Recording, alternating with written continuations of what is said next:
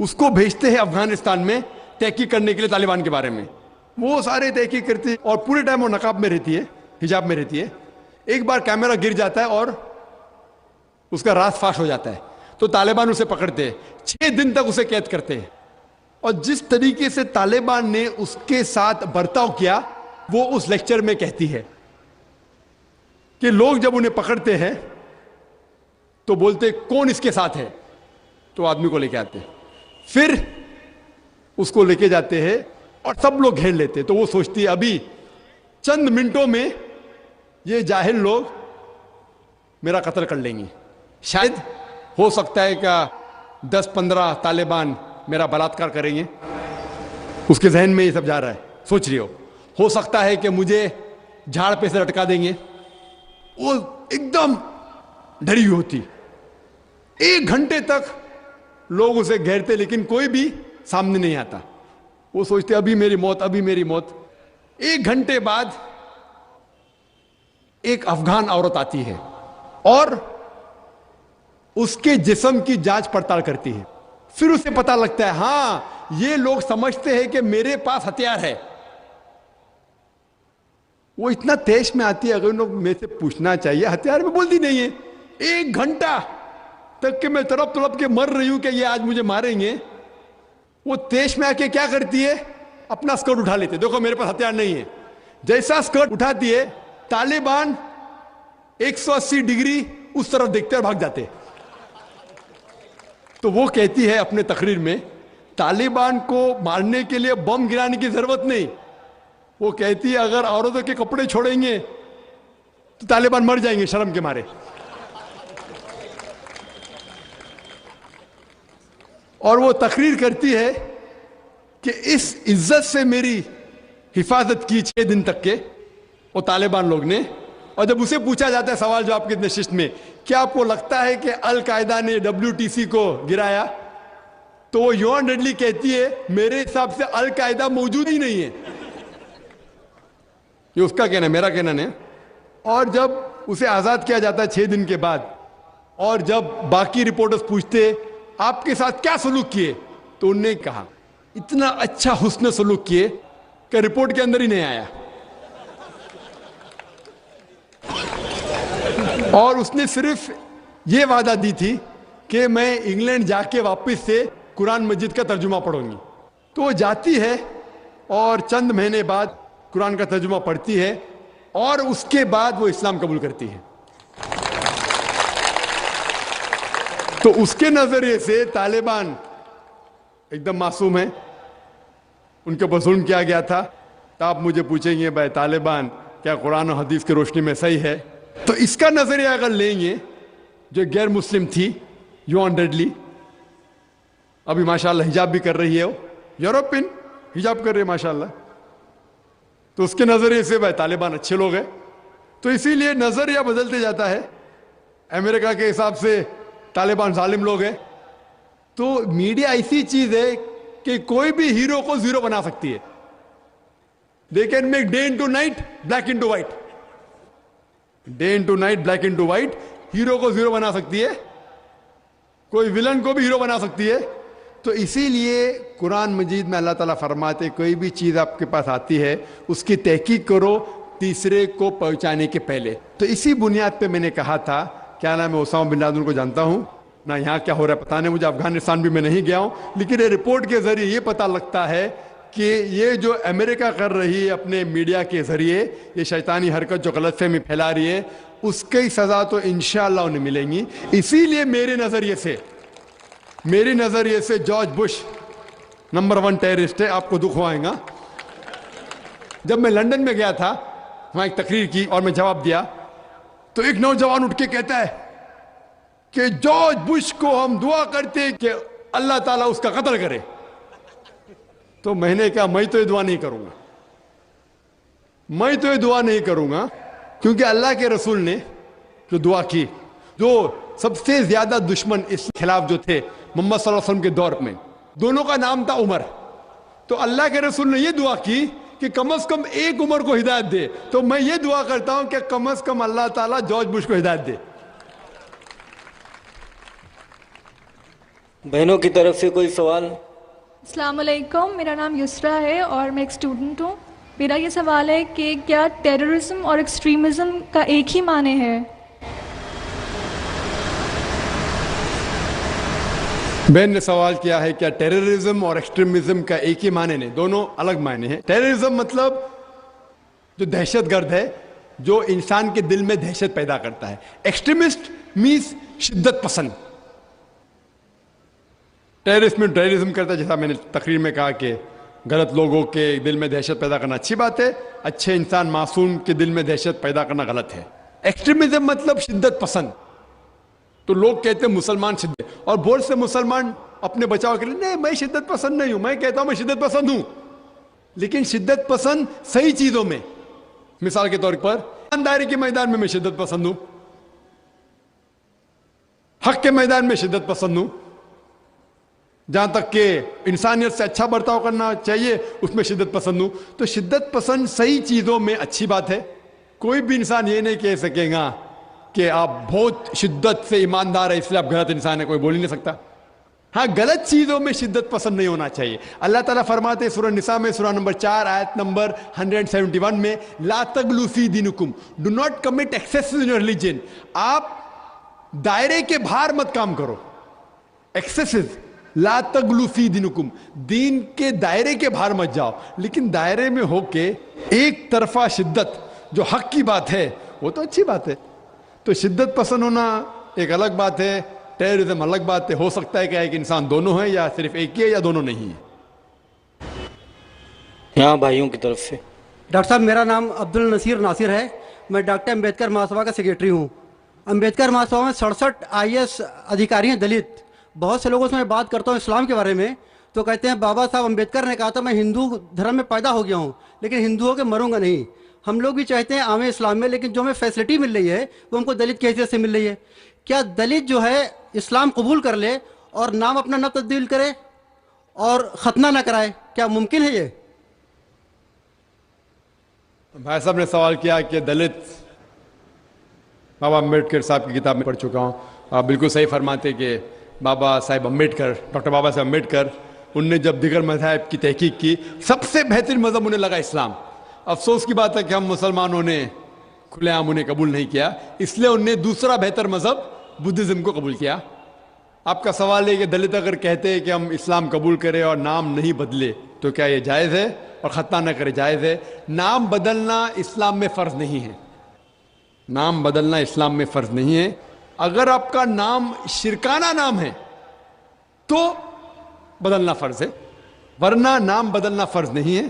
آپ کا پرانا نام پرکاش ہو یا جان ہو، نام بدلنا فرض نہیں ہے. کئی آپ دیکھیں گے صحابہ نے نام نہیں بدلے، تو نام بدلنا فرض نہیں ہے. اگر کوئی شخص کہتا ہے کہ میں اسلام قبول کرتا ہوں، نام نہیں بدلنا چاہتا ہوں، بالکل جائز ہے. آپ کا دوسرا سوال، کیا ختنہ کرنا فرض ہے؟ ختنہ کرنا فرض نہیں، سنت موقدہ ہے، مستحب ہے، اچھی بات ہے، لیکن فرض نہیں. وہ ہمارے ہندوستان میں سرٹیفکیٹ دینے کے لیے ختنہ کرنا فرض ہے ہندوستان میں. ہاں باہر جائیں گے تو ختنہ کرنا فرض نہیں، لیکن ختنہ کرنا اچھی بات ہے، بہترین ہے الحمدللہ، لیکن فرض نہیں ہے. یہ سنت ہے، کرنا اچھی بات ہے. تو اگر کوئی شخص کہتا ہے کہ میں اسلام قبول کروں گا، نام نہیں بدلوں گا اور ختنہ نہیں کہوں گا، تو میں کہوں گا اہلاً و سہلاً. کم از کم شرک سے تو بچے گا، کم از کم دوزخ سے تو بچے گا، جنت میں جائے گا انشاءاللہ. دلت مذہب کی فیسلٹی لے سکتا ہے وہ؟ بھائی صاحب کا تیسرا سوال، دلت مذہب کی فیسلٹی. یہ دلت مذہب کی فیسلٹی گورنمنٹ دیتی ہے. یہ گورنمنٹ کا رول ہے، جو بیکورڈ کلاس ہے اس فیسلٹی ملتی ہے. کئی مسلمان جو اپنے آپ کو بیکورڈ کلاس کہتے ہیں ان کو بھی فیسلٹی ملتی ہے نا. کئی مسلمان نہیں جانتا، انصاری یا کچھ چند، سب نے چند، تو یہ فیسلٹی ملتی ہے ان کو. تو آج کے مسلمان جو اپنے آپ کو بیکورڈ کہتے ہیں ان کو فیسلٹی ملتی، تو کوئی دلت اگر اسلام قبول کر سکے گا تو گورنمنٹ کی فیسلٹی بھی ملیں گی، انشاءاللہ اللہ کی فیسلٹی بھی ملیں گی. پہلے مائی کی طرف سے اگر کوئی غیر مسلم بھائی ہے تو وہ سوال پوچھیں. ڈاکٹر نائر صاحب السلام علیکم ورحمۃ اللہ وبرکاتہ. جہاد و دہشت گردی کے بارے میں اسی عنوان سے میرا ایک سوال چھوٹا سا یہ ہے کہ کیا دہشت گردی کا ذکر قرآن حکیم میں کہیں بھی آیا ہے، کسی سورہ، کسی آیت نمبر میں؟ بھائی صاحب کا سوال ہے کہ دہشت گردی کا ذکر کہیں قرآن مجید میں آیا ہے، اور میں تقریر میں بھی حوالہ دیا اس آیت کا کہ جو لفظ انگلش میں کہتے ہیں ٹیررسٹ، اردو میں کہتے ہیں دہشت گرد، اور یہ لفظ جو ہے یہ قرآن مجید میں ہے، سورہ انفال میں، سورہ نمبر 8 آیت نمبر 60 میں، کہ اللہ تعالیٰ فرماتے ہیں کہ وہ لوگ جو حق کے خلاف ہے ان کے دل میں دہشت پیدا کرو۔ تو اسی لیے میں نے کہا کہ ہر مسلمان کا فرض ہے کہ جو لوگ حق کے خلاف ہے، جو معاشرے کے خلاف ہے، جو انسانیت پہ ظلم کر رہے، ان کے دل میں دہشت پیدا کرو، جس طریقے سے پولیس کا کام ہے۔ اور اگر کوئی انسان، وہ انسان جو معاشرے کے خلاف ہے، انسانیت کے خلاف ہے، مثال کے طور پہ کوئی چور ہے یا کوئی بلاత్కాر کرنے والا ہے یا زنا بالجبر کرنے والا ہے، ایسے انسان کے دل میں دہشت پیدا کرنا اچھی بات ہے۔ اور یہ لفظ جو لوگ کہتے ہیں یہ کوئی لفظ کا کھلواڑ نہیں ہے۔ ایون انگلش لینگویج میں کچھ چند مہینے پہلے بمبے میں ایک آرٹیکل آیا تھا ٹائمز آف انڈیا میں، جس میں لکھا تھا کہ inspector Angre terrorizes the underworld, inspector Angre is a terrorist for the underworld. اس کے معنی انسپیکٹر آنگرے جو گنڈے لوگ ہیں بمبئی میں ان کے لیے دہشت گرد ہے۔ تو یہ لفظ کا کھلواڑ نہیں، یہ انگلش لینگویج ہے، اسی طریقے سے اردو ہے، عربی زبان ہے۔ تو اس لیے میں نے کہا کہ اللہ تعالیٰ فرماتے ہیں کہ جو لوگ حق کے خلاف ہے ان کے دل میں دہشت پیدا کرنا اچھی بات ہے، لیکن عام طور پہ دہشت گرد آج کی تاریخ میں اسے کہتے ہیں جو معصوم انسانوں کے دل میں دہشت پیدا کرتا ہے۔ اس پس منظر میں، اس تعلق سے کوئی بھی مسلمان، کوئی بھی معصوم انسان کے دل میں دہشت کبھی بھی نہیں پیدا کرنا چاہیے۔ امید ہے کہ سوال کا جواب ہے۔ بہنوں کی طرف سے کوئی سوال؟ السلام علیکم، میرا نام انم کاظمی ہے۔ جیسا کہ آپ نے شروع سے بتایا کہ اگر قرآن اور حدیث پہ ہم لوگ چلیں تو ایک آئیڈیل لائف، ایک آئیڈیل سوسائٹی پا سکتے ہیں۔ تو جہالت سے جہاد بھی ایک جہادی ہے۔ میرا کوشچن ہے، اے should we confine the knowledge to the Islamic studies only? B knowledge like women کو زیادہ ہم لوگ کو اہمیت دینا چاہیے، like if women is educated then the whole family is more knowledgeable. What do you think?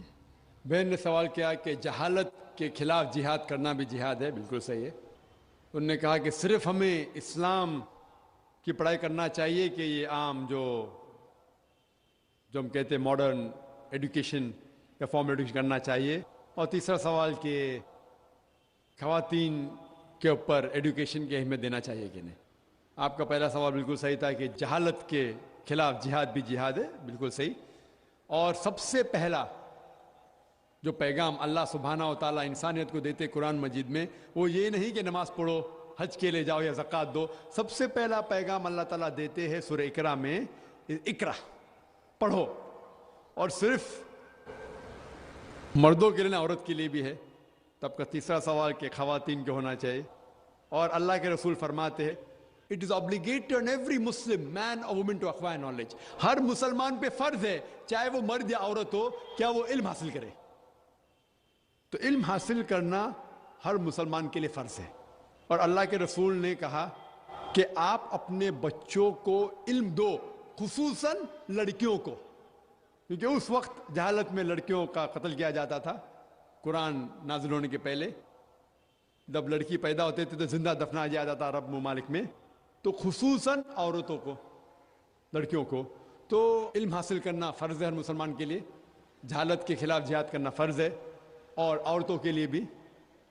جو آپ کا دوسرا سوال ہے، جو آخری سوال ہے، کیا ہمیں اسلام کے علاوہ باقی دنیائی علم حاصل کرنا چاہیے کہ نہیں؟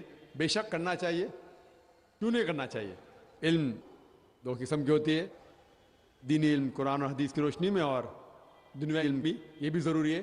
اور کئی قرآن کے آیت کو سمجھنے کے لیے یہ دنیائی علم بھی ضروری ہے۔ اسی لیے قرآن مجید فرماتا ہے سورہ نحل میں، سورہ 16 آیت نمبر 43، فَاسْأَلُوا أَهْلَ الذِّكْرِ إِن كُنتُمْ لَا تَعْلَمُونَ۔ اگر آپ نہیں سمجھتے ہیں تو ان سے پوچھو جس کے پاس علم ہے۔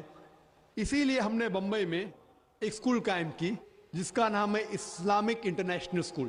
یہ ایک علیحدہ اسکول ہے، 2 زبانوں میں اس کا میڈیم آف انسٹرکشن ہے، ایک انگلش اور دوسرا عربی ہے۔ ہم جب بچوں کا داخلہ کرتے 3 سال کی عمر میں ہمارے اسکول میں بمبئی میں، ان کو دونوں زبان سکھاتے ہیں، انگریزی زبان اور عربی زبان.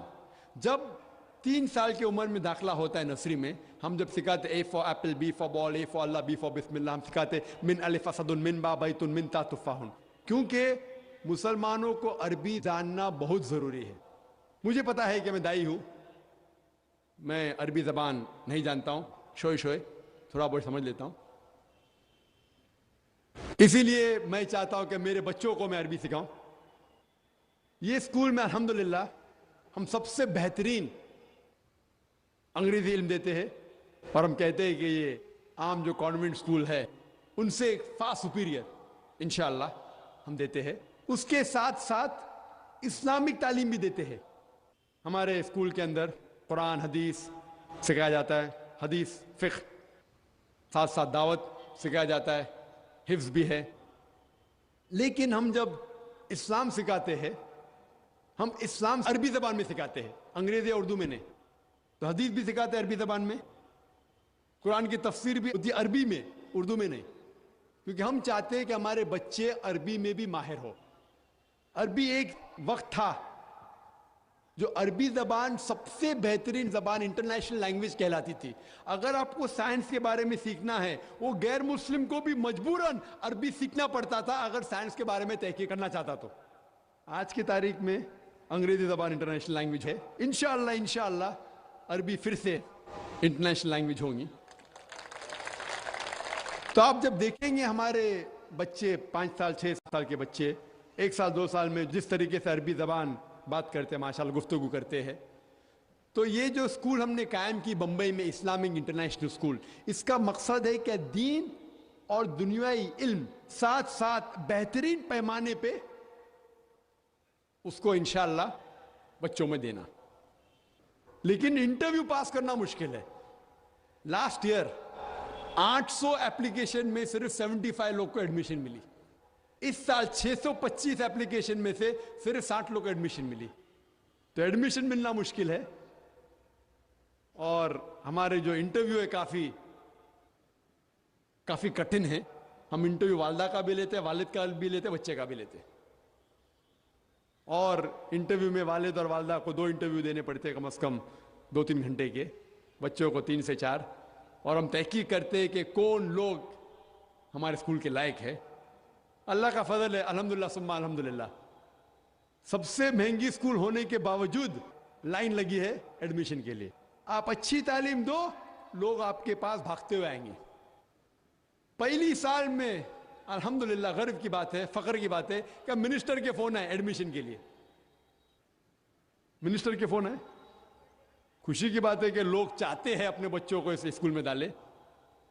اور اس سال ہم نے، ہمارے بمبئی میں اسکول، یہ 4تھا سال ہے بمبئی میں اسکول، اس سال ہم نے ایسی اسکول کا ایک برانچ شروع کیے چنئی کے اندر، مدراس میں. اور الحمدللہ چنئی میں بھی ماشاءاللہ پہلے سال میں 550 ایپلیکیشن آئے، سیٹ تھے لگ بھگ 90 الحمدللہ. تو ایسے کئی اسکول، سینکڑوں اسکول آنا چاہیے، صرف ہندوستان میں نہیں ساری دنیا میں، جس کا دار و مدار دونوں ہیں، دینی علم بھی اور دنیائی علم بھی. تو کہ بچہ جب اسکول سے فارغ ہوگا، وہ چاہے تو ڈاکٹر بن سکتا ہے، انجینئر بن سکتا ہے، پر ڈاکٹر بنے گا تو اچھا مسلم ڈاکٹر بنے گا، انجینئر بنے گا اچھا مسلم انجینئر بنے گا. تو 10ویں پاس کرنے کے بعد وہ ڈاکٹر بھی بن سکتا ہے، انجینئر بھی بن سکتا ہے، محدث بھی بن سکتا ہے، مفسر بھی بن سکتا ہے. امید ہے کہ کم از کم وہ 10ویں جب فارغ ہوں گا تو کم از کم جو عام عالم جو مدرسے سے فارغ ہوتے، کم از کم اتنا علم ہماری امید ہے.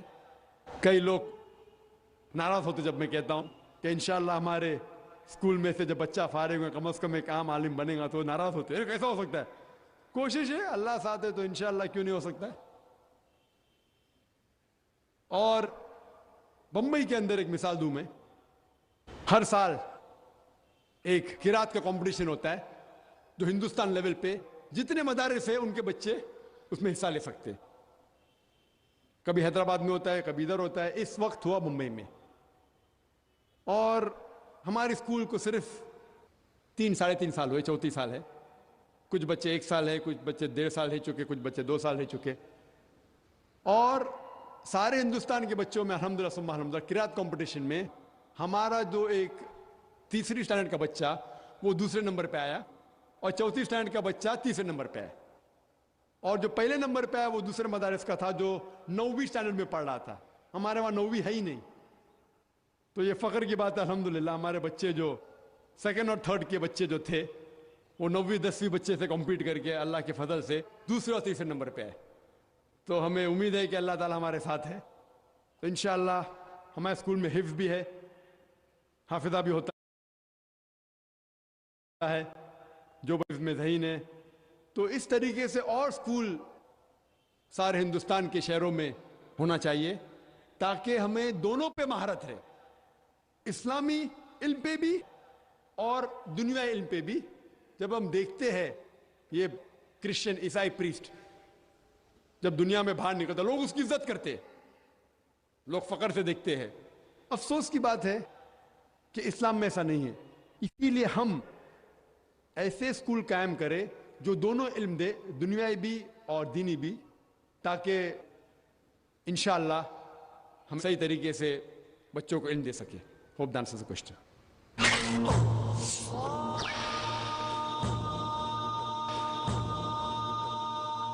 بھائیوں کی طرف سے پہلے مائک سے سوال. جناب ڈاکٹر راغب صاحب السلام علیکم ورحمۃ اللہ وبرکاتہ. میرا نام محمد ظفر علی ہے, میں بھی میڈیکل کا اسٹوڈنٹ ہوں. میرا کوشچن یہ ہے کہ آپ نے کہا کہ اگر کسی غیر مسلم بھائی کو اگر ہم دعوت دیتے ہیں تو پیار اور محبت اور صبر سے کریں, ہم کوئی بھی چیز اگر ان کو کہیں تو یہ بتایا. ہم نے ایک بار ایسی بات ہوئی تھی شرک کے بارے میں کہ بت پرستی اور یہ سب چیز کے بارے میں, تو انہوں نے ہم سے ایک سوال کر دیا کہ کعبہ شریف بھی ایک پتھر سے بنا ہوا ہے تو ہم لوگ سجدہ اسی کی طرف کرتے ہیں, تو کیا یہ اس کے بارے میں ہمیں ان کو کیا جواب دوں؟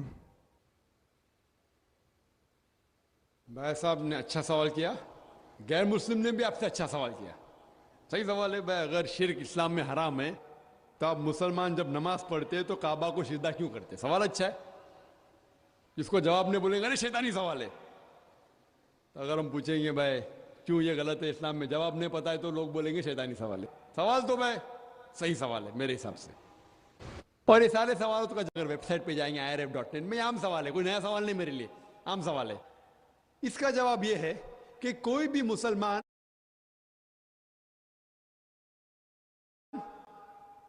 عبادت نہیں کرتا. کعبہ ہمارے لیے قبلہ ہے, دشا ہے, ایک ڈائریکشن ہے. ہم مسلمان ہم یکسانیت میں مانتے ہیں, کانگریگیشن میں مانتے ہیں. کے طور پہ اگر ہمیں یہاں نماز پڑھنا ہے تو کوئی شخص کہیں گا کہ پورب کی طرف دیکھو, کوئی کہیں گا پشچم کی طرف, کوئی کہیں گا ساؤتھ, کوئی نارتھ, کوئی ایسٹ, کوئی ویسٹ, کس طرف ہم دیکھیں.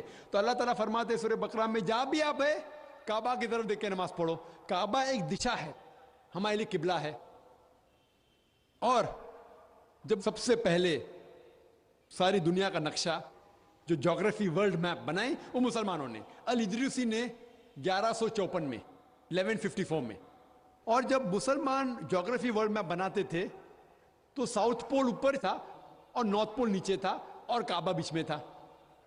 یہ ویسٹرنرز انگریز لوگ آئے اور میپ کو الٹا کیا, نارتھ پول اوپر ساؤتھ پول نیچے, بٹ پھر بھی الحمدللہ کعبہ سینٹر میں ہی ہے, بیچ میں ہی ہے. دنیا کے کوئی بھی حصے میں آپ ہے کعبہ کی طرف دیکھ کے آپ نماز پڑھو. ہم جب مکہ جاتے ہیں عمرہ کے لیے یا حج کے لیے تو ہم کعبہ کے گول طواف کرتے ہیں, کعبہ کے گول طواف کرتے, سرکمامبولیٹ, کیونکہ اللہ کا حکم ہے, اللہ کے رسول کا حکم میں کرتے ہیں. لیکن لاجیکلی سوچ سکتے ہیں کہ ہر دائرے کا, ہر سرکل کا ایک ہی سینٹر ہے, ایک ہی بیچ کا ایسا سینٹر ایک ہے. تو ہم جب طواف کرتے ہیں, گرد گھومتے ہیں, یہ تسلیم کر رہے کہ اللہ ایک ہے, اسی لیے ہم طواف کرتے ہیں. اور جو حضرت عمر رضی اللہ عنہ نے کہا کعبہ کے بارے میں, سنگ اسود کے بارے میں, وہ ساری غلط فہمی دور کر لیتا ہے. حضرت عمر رضی اللہ عنہ کہتے ہیں, صحیح بخاری میں ذکر ہے, والیوم نمبر 2 کتاب الحج چیپٹر نمبر 56 حدیث نمبر 675 میں حضرت عمر فرماتے ہیں رضی اللہ عنہ کہ یہ سنگ اسود, یہ کالا پتھر, نہ میرے لیے کوئی اچھا کام کر سکتا ہے نہ برا, نہ میرے لیے برا ہے نہ میرے لیے اچھا ہے. کیونکہ میرے رسول نے اس کو چوما اس لیے میں چوم رہا ہوں, نہیں تو یہ کالا پتھر نہ میرے لیے کوئی بھلائی کر سکتا ہے نہ برائی کر سکتا ہے.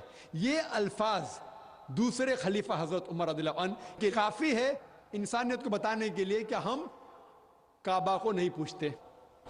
اور ایک تو نقطہ ہم غیر مسلم سے کہہ سکتے, اور جو میں اکثر کہتا ہوں کہ محمد صلی اللہ علیہ وسلم کے دور میں کئی صحابہ کعبہ پہ کھڑے ہو کے اذان دیتے تھے.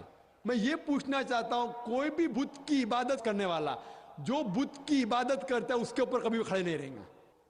تو آج کعبہ پہ کھڑے ہو کے حضرت بلال رضی اللہ عنہ وہ کعبہ پہ کھڑے ہو کے اذان دیتے تھے. یہ صاف ہے کیونکہ ہم کعبہ کی عبادت نہیں کرتے, اسی لیے صحابہ کعبہ پہ کھڑے ہو کے بھی اذان دیتے تھے.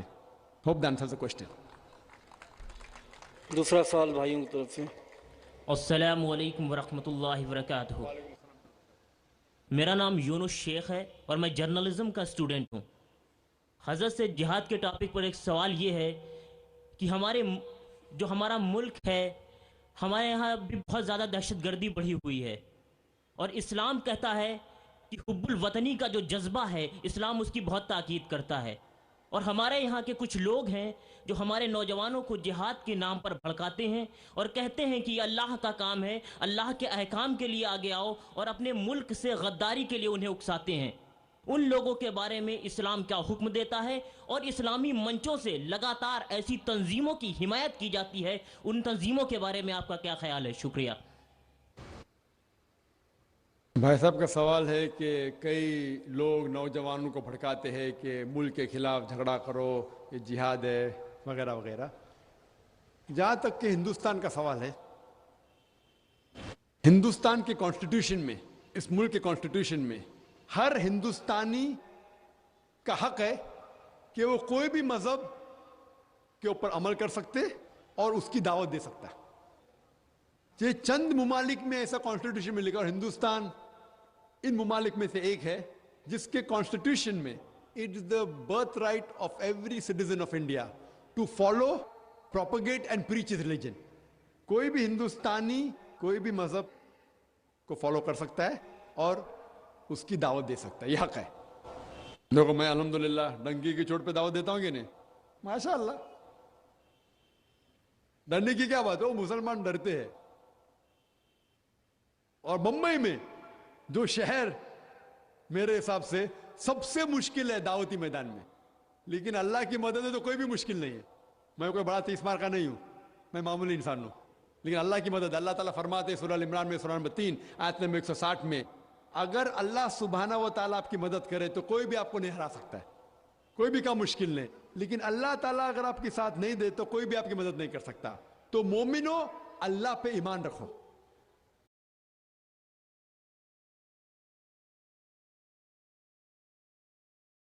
آپ کے سوال میں یہ تھا کہ لوگ بھڑکا رہے ہیں. جہاں تک کہ ہندوستان کا سوال ہے, ہندوستان کے کانسٹیٹیوشن میں کوئی بھی ایسی چیز نہیں ہے جو اسلام میں حرام ہے اور ہندوستان کا کانسٹیٹیوشن آپ کو اس چیز کرنے پہ مجبور کر رہا ہے. میرے علم میں ایسی کوئی بھی چیز نہیں ہے جو اسلام میں حرام ہے اور انڈین کانسٹیٹیوشن, انڈین گورنمنٹ آپ کو فرض کر رہا ہے. مثال کے طور پہ اسلام میں شراب پینا حرام ہے, ہندوستان کے کانسٹیٹیوشن میں یہ نہیں لکھا کہ شراب پینا فرض ہے. ایسی ایک بھی چیز نہیں ہے جو ہمیں مجبور کرتی ہے حرام کرنے پہ, اور جو چیز فرض ہے وہ انڈین گورنمنٹ نہیں کہہ رہی کہ حرام ہے. مثال کے طور پہ نماز پڑھنا فرض ہے, انڈین گورنمنٹ روکتی نہیں ہمیں. تو ایک مسلمان ایک اچھا مسلمان ہونے کے ساتھ ساتھ اچھا ہندوستانی بھی ہو سکتا ہے. انڈین گورنمنٹ کے اندر کوئی بھی رول ایسا نہیں ہے, کوئی بھی لا نہیں ہے جو ہمیں روکتا ہے اچھا مسلمان بننے سے. میں جانتا ہوں کچھ پولیٹیشین لوگ اپنے ووٹ بینک کے لیے کرتے, لیکن چند پولیٹیشین لوگ اپنے ذاتی فائدے کے لیے یہ مذہب کا غلط فائدہ اٹھاتے ہیں.